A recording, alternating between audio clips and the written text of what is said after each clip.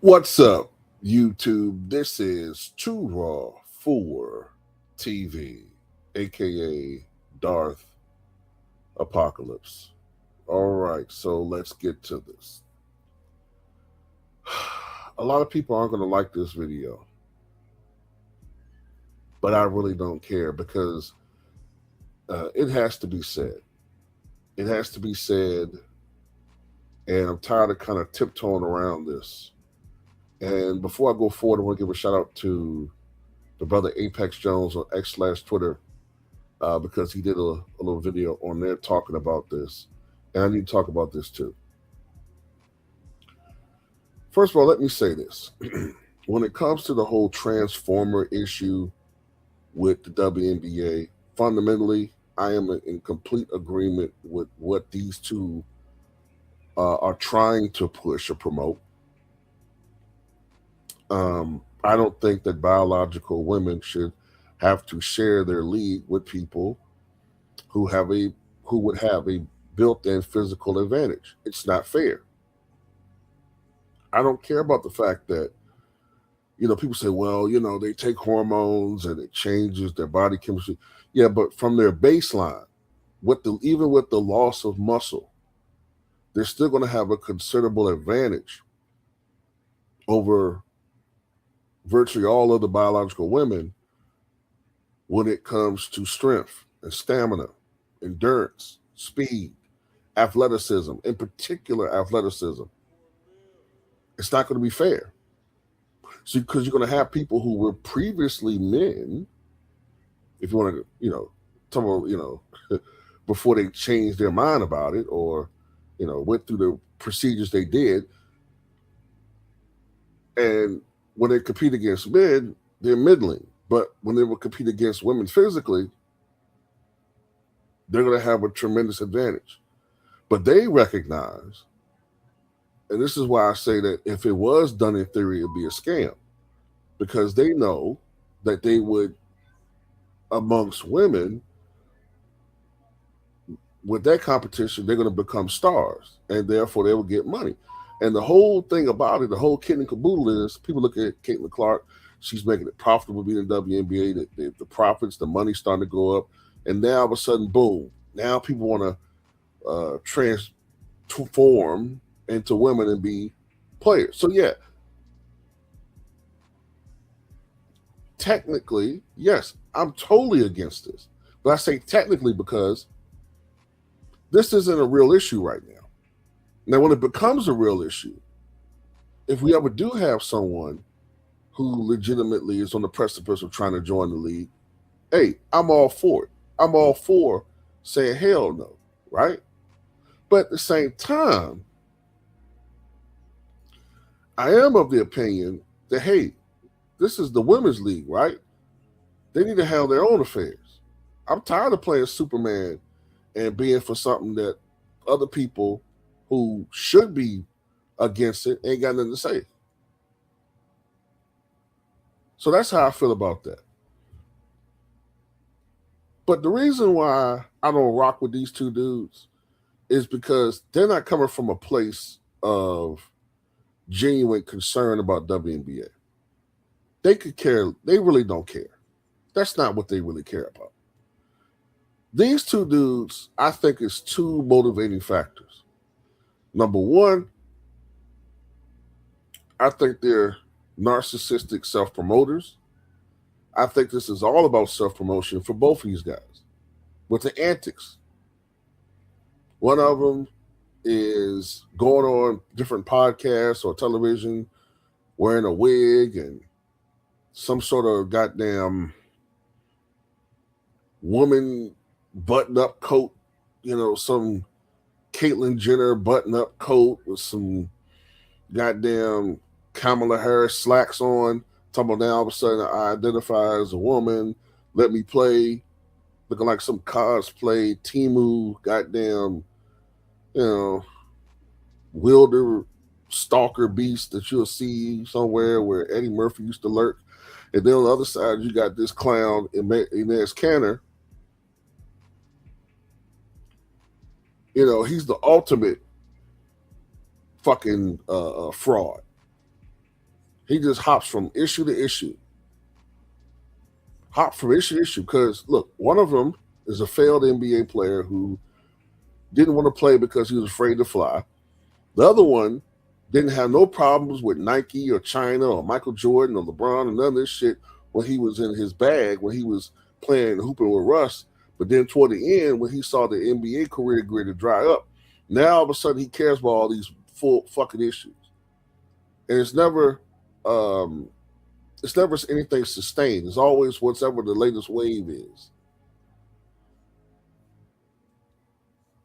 But nobody ever takes these guys seriously. Royce White, you know, tried to be a politician. He's failed at that. You know, and there's Kenner tried to be a Fox News contributor, CNN contributor. He failed at that.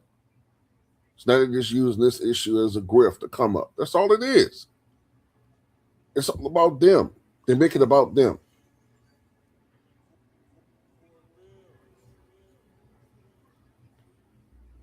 But it's not just that with these guys.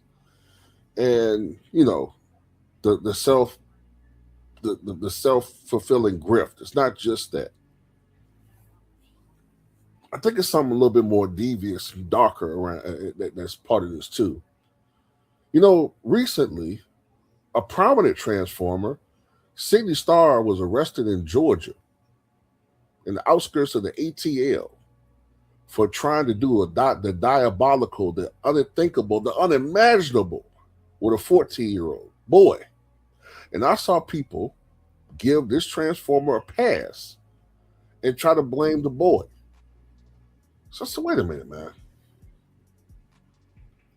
How can people have all this hatred? I don't want to say hatred, but have all this animosity toward what they know will be wrong to have Transformers playing the WNBA, right? From a competitive standpoint, or even a moral, if you want to call it that. But y'all have no smoke for what Sidney Starr did. So is it really about this, or is this a smokescreen? And I think with a lot of people, it's a smokescreen. I think what it really is a lot of people hate women. I'm going to say in particular black women, but it's women in general. A lot of these guys hate women, bro. And I think that's what a lot of this is. Give me 1 second.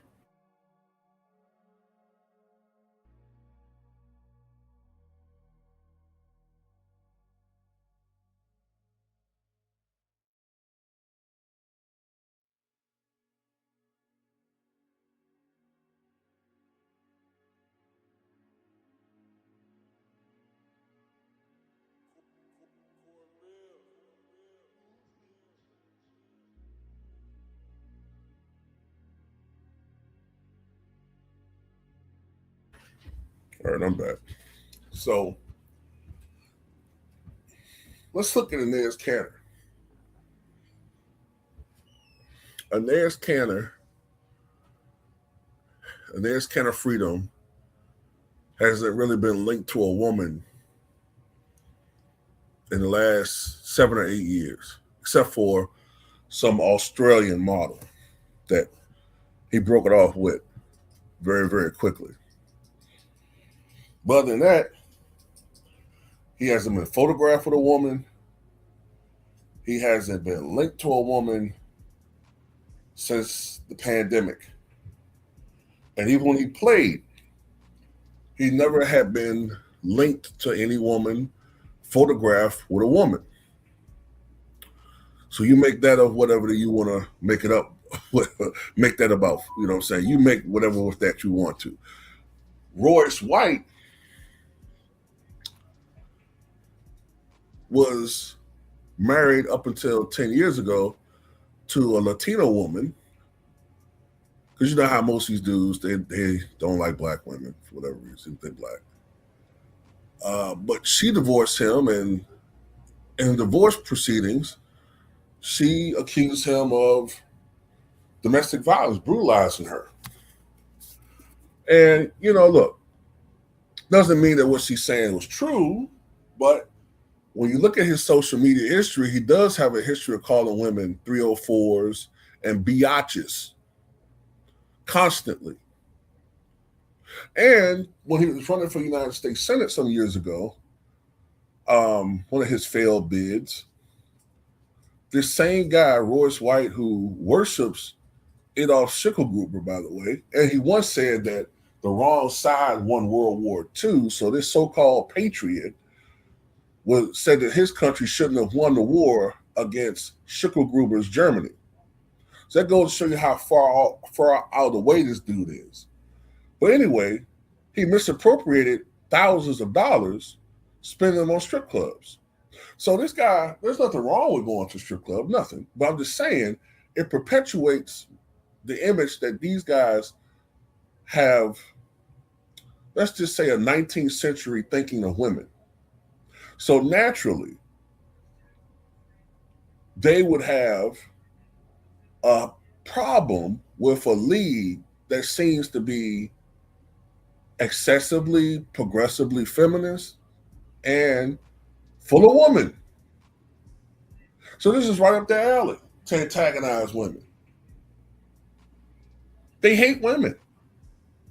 I mean, look, man, let's face it. The Republican Party has a problem with women. And look, I'm speaking in general because people get real sensitive. I'm not talking about you. I'm talking about in general. And this is a fact. Wherever there's a Republican convention going on, the Tinder app crashes. The Tinder website, whatever you want to call it, crashes. And for those who don't know, Tinder is usually used as undercover gay hookups. So I say before to you, and I say it again, a lot of these right-winger dudes, they have a problem with women. And let's be honest about another thing. A lot of these people who keep criticizing the WNBA, the league sucks, etc., you don't really watch the WNBA. A lot of the stuff that you guys assign to Angel Reese about how she can't make a shot under the rim, etc., her fundamentals are flawed, etc., is what people used to always say about the WNBA in general, that these women can't hoop.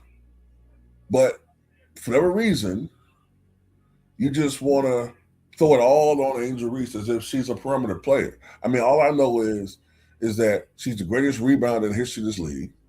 She is an all-star level player. No, she's not the best player in the league, not by a long shot, but she's a lot better than what her critics want to make her out to be.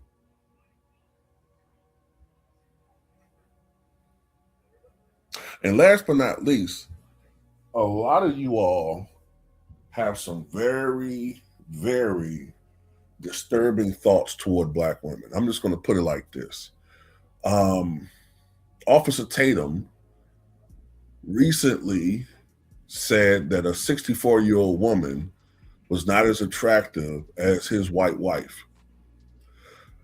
People like Officer Tatum also have this weird thing where they want to put a pickle on Michelle Obama. They've done the same thing with other black women like Sierra. They did it with Beyonce. They've done it with Megan Thee Stallion. I've even seen some people do it with Angel Reese. I don't know what this thing is, Serena Williams. People want to put a pickle on these women. And I think that this is coming from a place of projection. You accuse them of having pickles because you really secretly fantasize about them having pickles. I think that's what that is. But anyway, that's all I got to say about this. I think a lot of people, look, if you don't like WNBA, that's fine. I barely get to watch the games. But some of these dudes, there's something more going on than meets the eye.